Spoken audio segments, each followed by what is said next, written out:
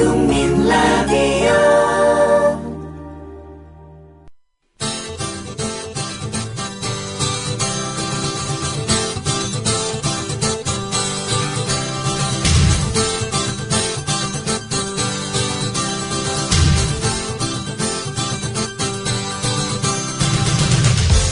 투박하지만 정직하다.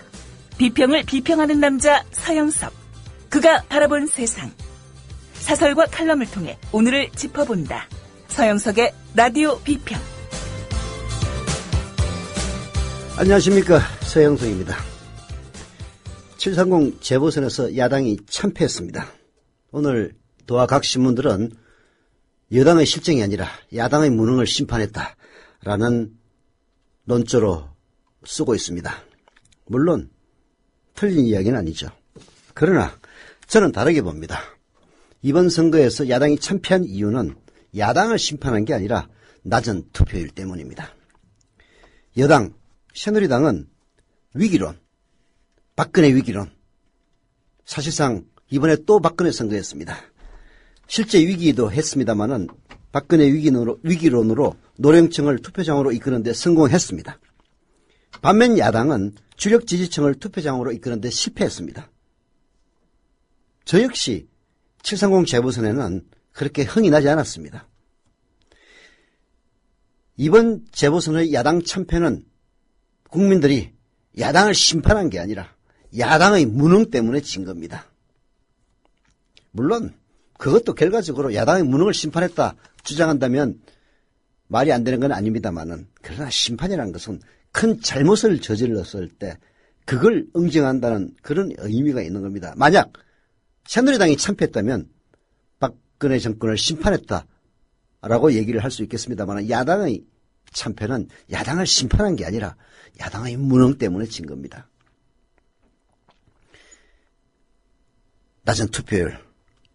야당은 지금부터는 여권의 무능과 박근혜 정권의 난맥을 상수로 놓고 전략을 짜야 합니다. 더 이상 정권 심판론에 기대어서 득표를 하겠다는 전략 먹히지 않는다는 얘기입니다.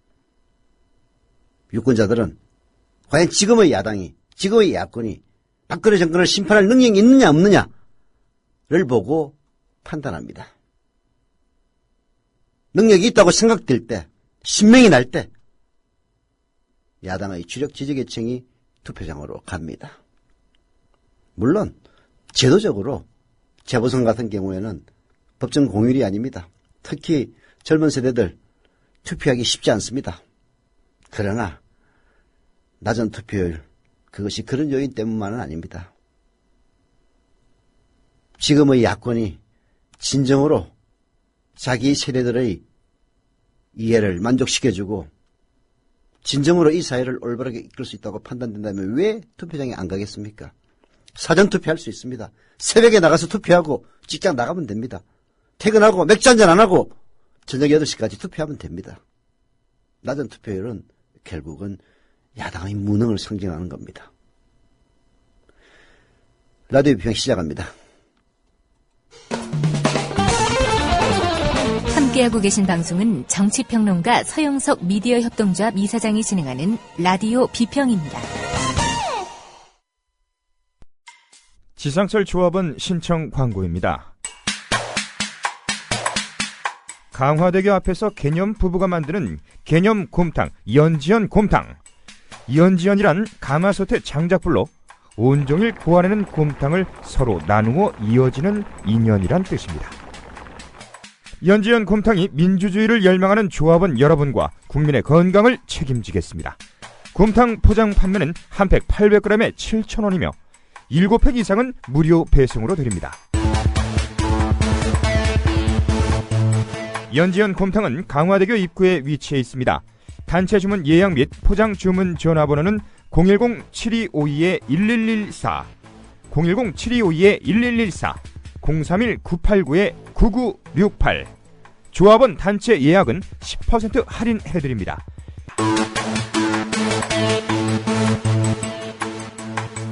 포장 판매 금액의 10%는 국민TV 후원금으로 쓰입니다.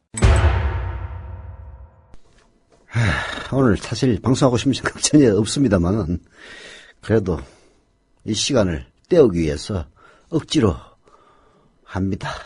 솔직한 심정을 말씀드리면은, 그나마 IMPT의 글, 안철수 김한길 사태 뒤에 감춰진 새누리당의 무서움이 제일 나은 것 같아서 제일 먼저 소개해드립니다. 730 재보궐선거 결과 새정치민주연합을 비롯한 야당이 참패했습니다. 새누리당이 11석을 확보했지만 새정치민주연합은 겨우 4석만을 가져왔기 때문입니다.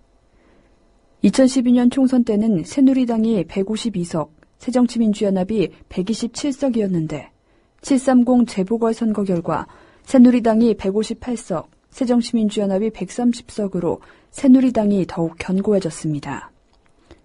새정치민주연합이 참패한 이유는 전략공천 파문과 리더십 부재, 선거전략 부재 등으로 이미 선거 전부터 나와 있던 문제 때문입니다.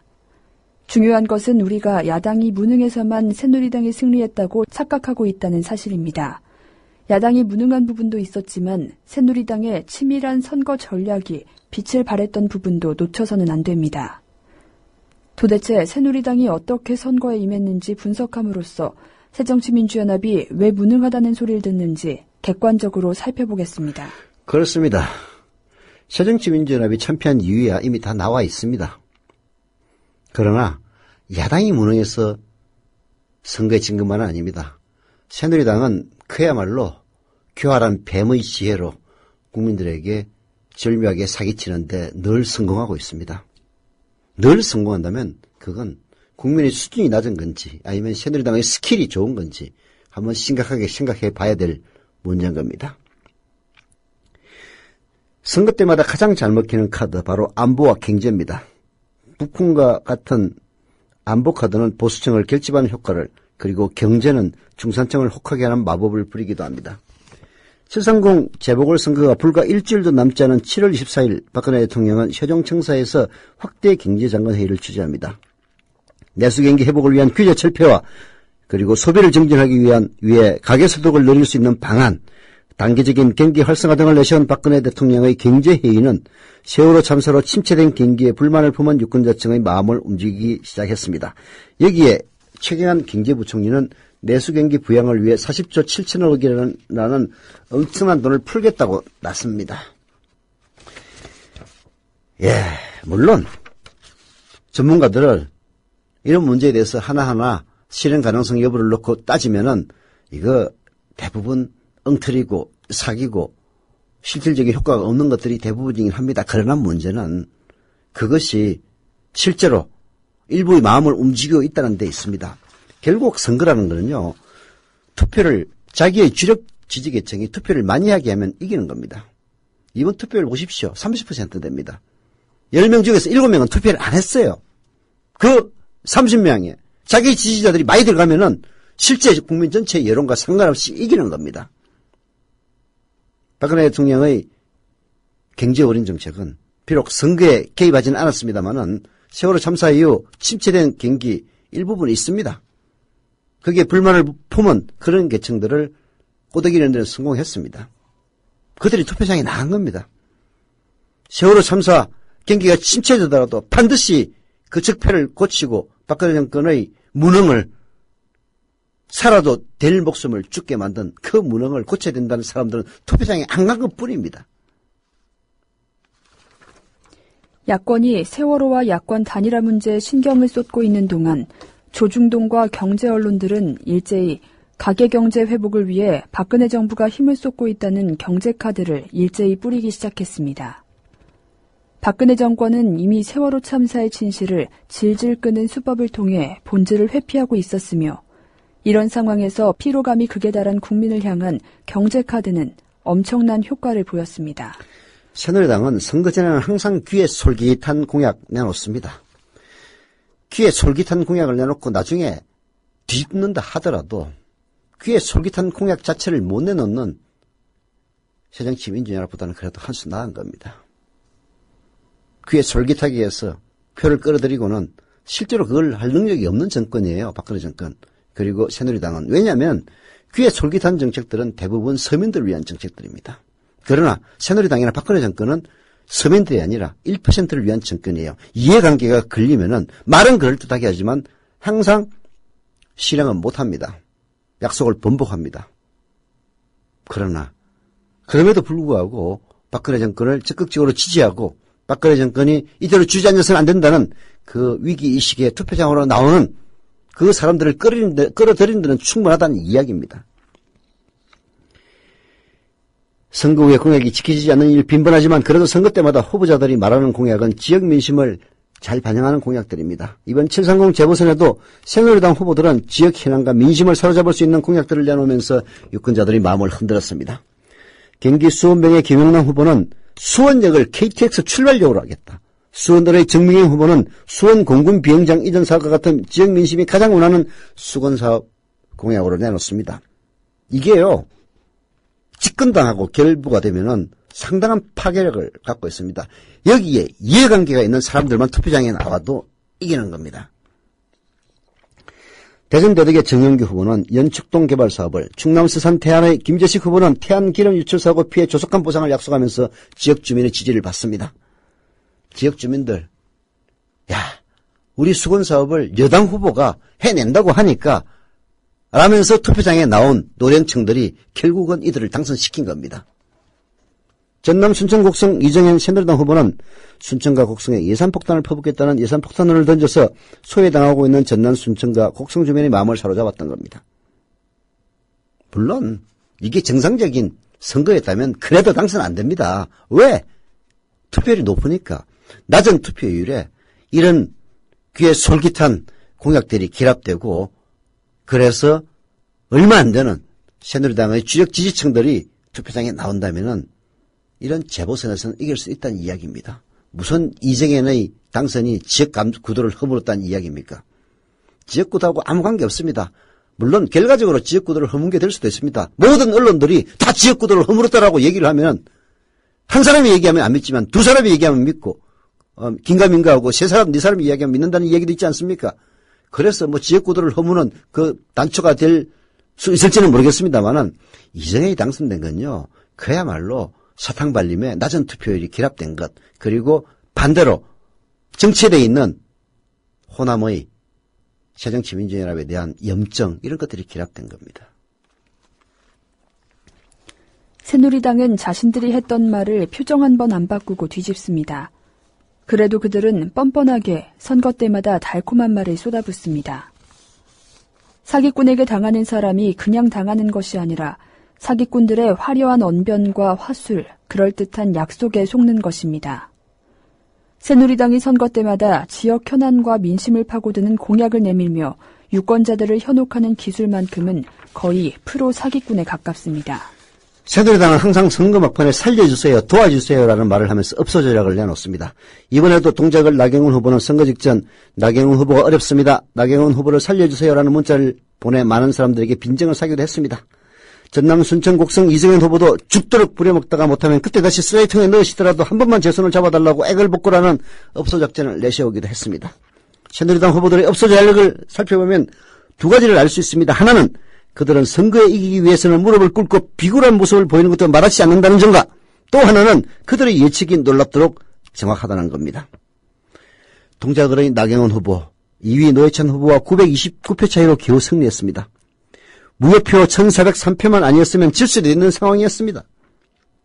새누리당은 여의도연구소 등을 통해서 어느 여론조사 기관보다 뛰어난 지지율 조사를 하고 있다고 합니다. 거의 1일 단위로 만들 수 있는 그들의 역량이 있기 때문에 선거 막판에 어떻게 해야 하는지 정확히 분석하고 대비하고 활동할 수가 있는 겁니다. 새누리당의 업소 전략, 단순히 우습게 보기보다는 그만큼 치밀한 데이터와 행동을 병행한다라고 인식해야 될 겁니다. 2014년 7월 31일 오늘 조선일보 일면 머리 기사는 안철수 김한길 사퇴입니다.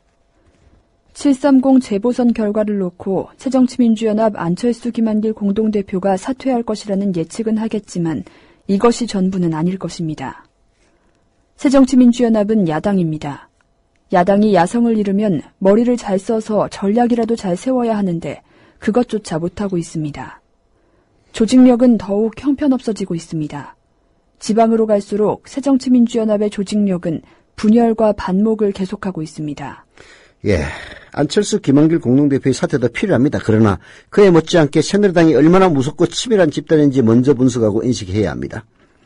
도덕성도 가치관도 역사관도 형편없는 새누리당이지만 선거만큼은 어떻게 이기는지 아는 정당이라는 사실을 깨닫지 못한다면 다음 선거에도 여전히 빨간색으로 뒤덮일 겁니다. 그리고 안철수 김한길 공동대표 이번 선거 참패의 책임을 지고 물러나는 것 물론 당연한 일이라고 생각합니다. 그러나 적어도 새정치민주연합 안에서 거의 망하기 직전에 있던 새정치민주연합을 그때 당시는 민주당이죠.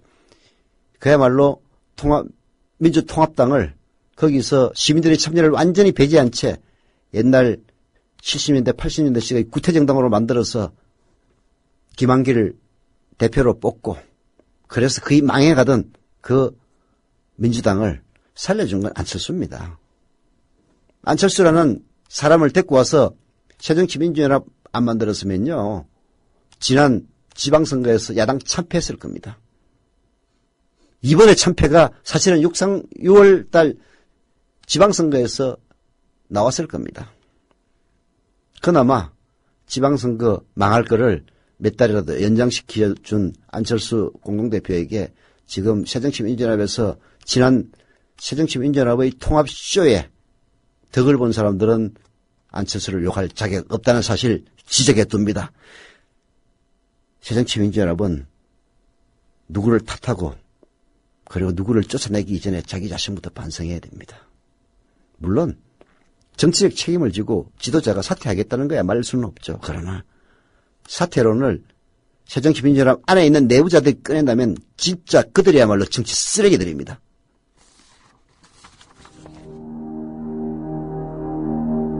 동아일보 해직 언론인의 모임인 동아자유언론 수호투쟁위원회 김종철 위원장. 그는 국민TV 스튜디오 입구에 붙은 글귀를 감격 어린 눈으로 지켜봅니다. 그것은 자신들이 1974년 10월 24일 편집국 입구에 게시한 동아투의 결의문 사본이었습니다.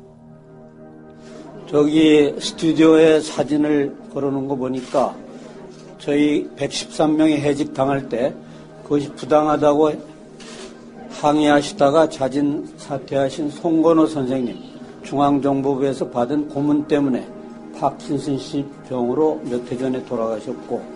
왜 국민TV는 40년 전 동아투의 결의문을 입구에 붙였을까요? 그 투쟁 정신을 이어받아 공정 언론을 건설하겠다는 의지 때문입니다. 이것이 어디 미디어 협동조합 몇몇 임직원만의 숙제이겠습니까? 죽은 언론인의 사회에 역사를 살아가는 모든 시민에게 던져진 사명일 것입니다. 미디어 협동조합의 조합원이 되어주십시오. 국민점TV에 접속하시면 됩니다.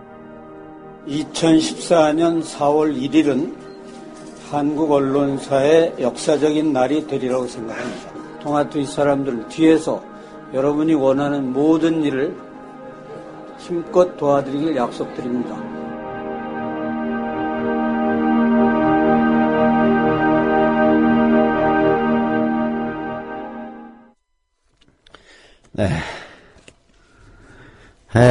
선거에 실망한다고 해서 인생 망가질 건 아닙니다.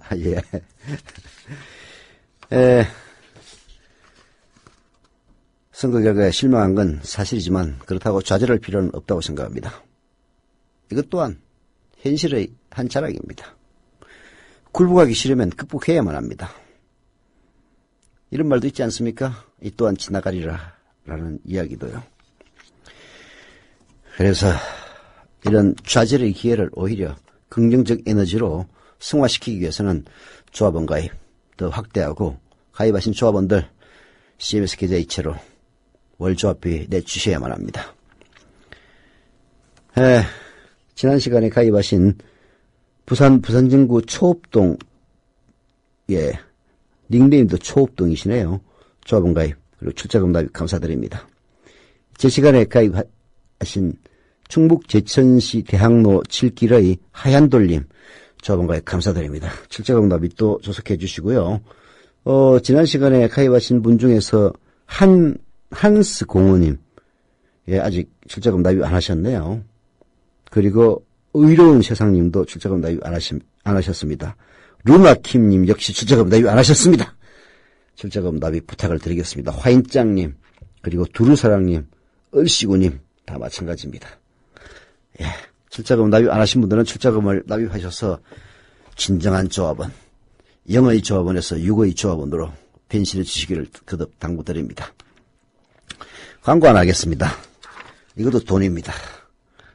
돈 벌어야 됩니다. 오해숙 생활단식에서 청소년 생활단식 캠프를 한다고 합니다. 부모님들과 자녀들이 단식을 통해 서로 교감하고 건강도 함께 챙길 수 있는 절호의 찬스라고 하네요. 8월 4일 월요일 오후 5시부터 8월 7일 목요일 오후 2시까지 3박 4일간 진행되고요. 충남 금산 제원면 신안희망센터에서 진행된다고 합니다. 알레르기와 같은 면역성 질병을 앓는 청소년들, 그리고 비염, 축농증, 천식 등 호흡기 염증 질환의 가족력이 있거나 앓고 있는 청소년들, 집중력 저하, 목표의식 자정력이 필요한 청소년, 성적을 올리고 싶은 자녀를 둔 부모님, 비만 자녀에 대한 최종 감량 목적 등등이 해당자라고 합니다. 선착순 40명이고요. 참가비는 15만 원입니다. 문의는 오해숙 원장님 010-2013-8575 010-2013-8575로 전화 주시면 됩니다. 광고 끝났고요. 한겨레 신문의 사설 730 선거 야당을 심판하다.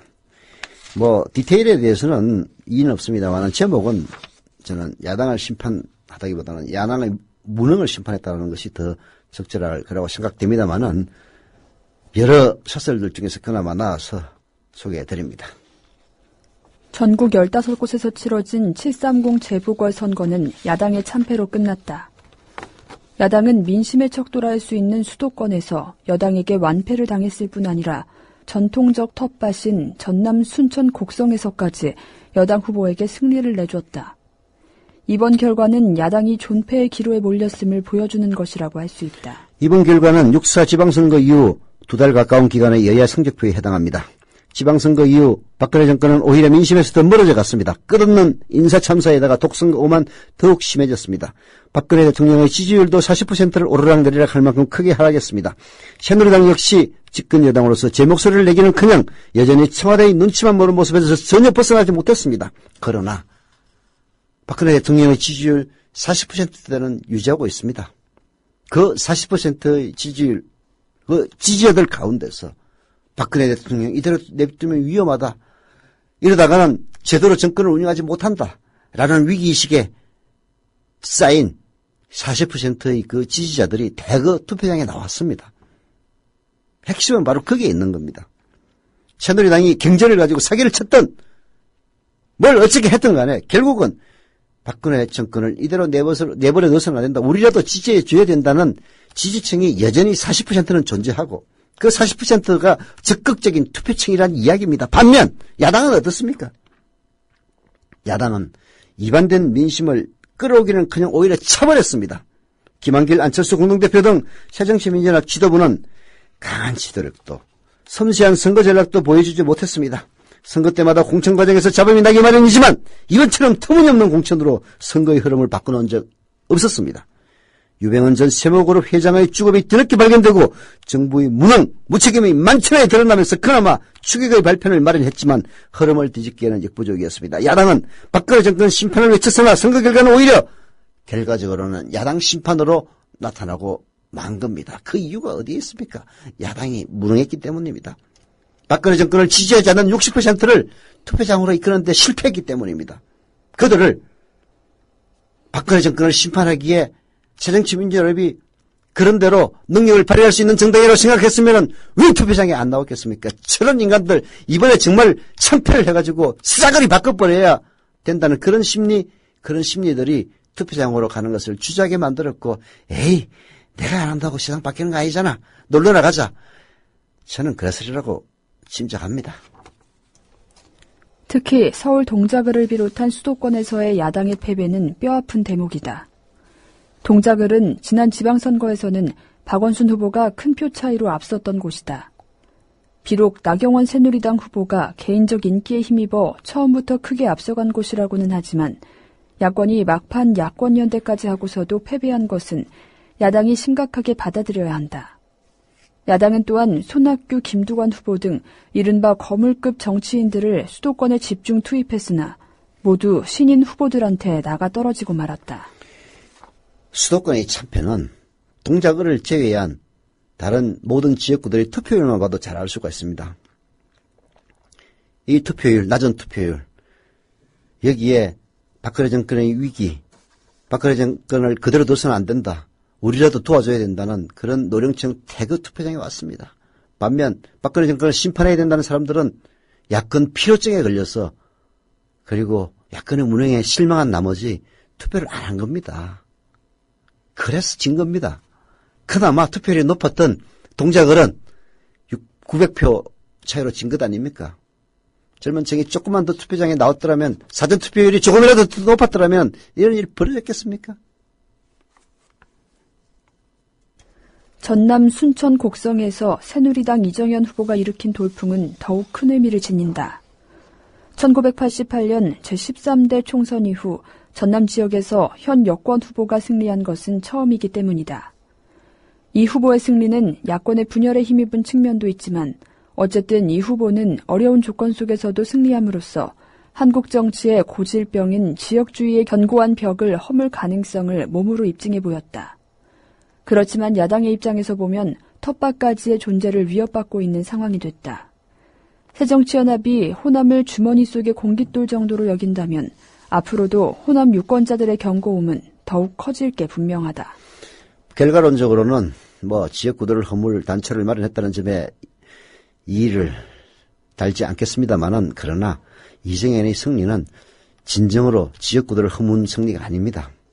낮은 투표율, 야당의 무능, 그리고 순천 곡성을 예산폭탄으로 도배하겠다는 그런 전형적인 사기술이 결합한 작품일 뿐입니다.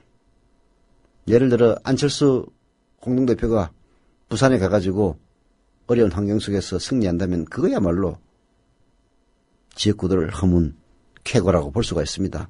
지역구도라는 거는요, 근본적으로 영남이 강하고 호남이 약하다는 전제 속에서 나가는 겁니다. 약자 속에서 그것을 헝클어가지고 이긴다고 해서 지역구도 허물어지는 건 아닙니다. 강자의 그 늪속이 바뀌어야만 진정한 지역구도가 허물어지는 겁니다.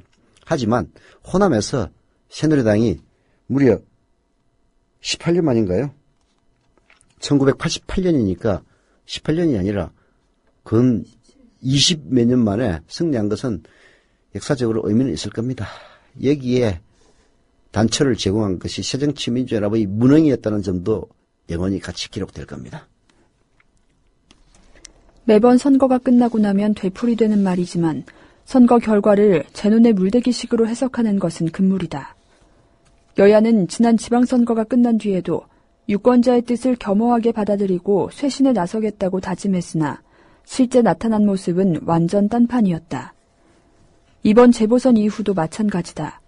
여당의 오만함, 야당의 지리멸렬함에 이제 유권자들은 점차 지쳐가고 있음을 분명히 깨닫기 바란다. 지방선거가 끝남에 따라 여야는 세월호 특별법 등 산적한 과제들의 해결에 착수할 겁니다. 특별법 협상에 임하는 자세부터 여야가 선거 결과를 얼마나 개운히 받아들이느냐 드러날 겁니다. 특히 여당은 선거 결과에 고무대 밀어붙이기로 나올 경우 결국은 부메랑으로 돌아올 것임을 명심하기 바랍니다.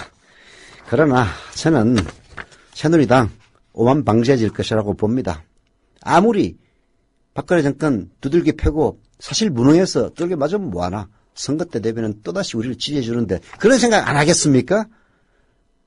예, 그것 또한 우리의 운명이라고 생각합니다. 왜? 새누리당이 이겼으니까. 우리가 투표를 안 해서 이겼으니까. 그렇게 오만방자하게 나오더라도 감수해야 될 대목 아닙니까? 무너지는 것은 새누리당 스스로 무너지는 것입니다.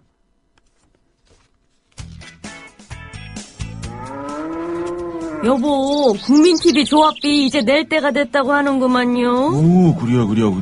그 국민TV도 개국하고, 그 뉴스K도 하던지. 달달이 11,000원 내는 거 맞죠? 11,000원만 내지 말고 좀 더 혀. 이 새싹이 돋아날 때는 물을 충분히 줘야 하는겨. 아이, 근데 인터넷으로 하려니까 보통 어려워서 뭔. 공정 언론을 꿈꾸는 미디어 협동조합 조합원이 해야 할 일. 조합비 납입입니다. 매달 고정 납입 어려우신가요? 월요일부터 금요일까지 아침 9시부터 저녁 6시까지 서울 전화 3144-0933, 3144-7737로 전화하세요. 사무국 요원들이 친절하게 안내해드리겠습니다. 서울 전화 3144-0933 또는 3144-7737. 여기는 진짜 언론, 미디어 협동조합입니다.